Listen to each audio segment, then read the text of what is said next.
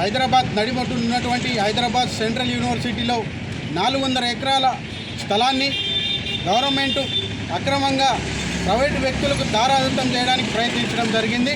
ఈ సందర్భంగా విద్యార్థులు తమ యూనివర్సిటీ భూమిని కాపాడుకోవడానికి శాంతియుతంగా ర్యాలీగా వెళ్ళి అక్కడున్న పనులను జేసీబీలను అడ్డుకుంటే రాష్ట్ర ప్రభుత్వం విచక్షణారహితంగా విద్యార్థులను కూడా చూడకుండా జంతువులను విడిచికెళ్ళినట్టు ఈయన పోలీసులు అరెస్టు చేయడం చూసిన సంఘటన జరిగింది.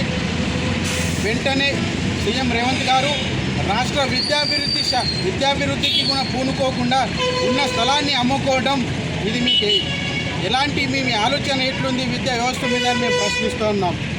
తెలంగాణ ఏర్పడినప్పటి నుండి ఇప్పటివరకు విద్యా వ్యవస్థ పైన నిర్లక్ష్యం కొనసాగుతుంది.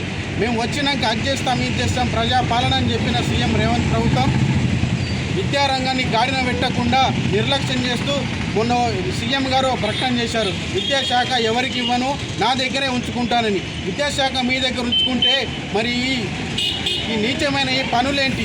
ప్రభుత్వ భూముల యూనివర్సిటీ భూములను ఆక్రమించుకోవడంలో మీ అంతర్యం ఏమిటి? ఇదేనా మీ శాఖ మీ దగ్గర ఉంటే ఇట్లా చేద్దామనే మీ విద్యాశాఖ మీ దగ్గర ఉంచుకున్నారని మేము ప్రశ్నిస్తూ ఉన్నాం. 52 మంది విద్యార్థులను నిన్న అక్రమంగా అరెస్టు చేసింది కాక విద్యార్థులపై కేసులు కూడా పెట్టారని మాకు సమాచారం అందింది.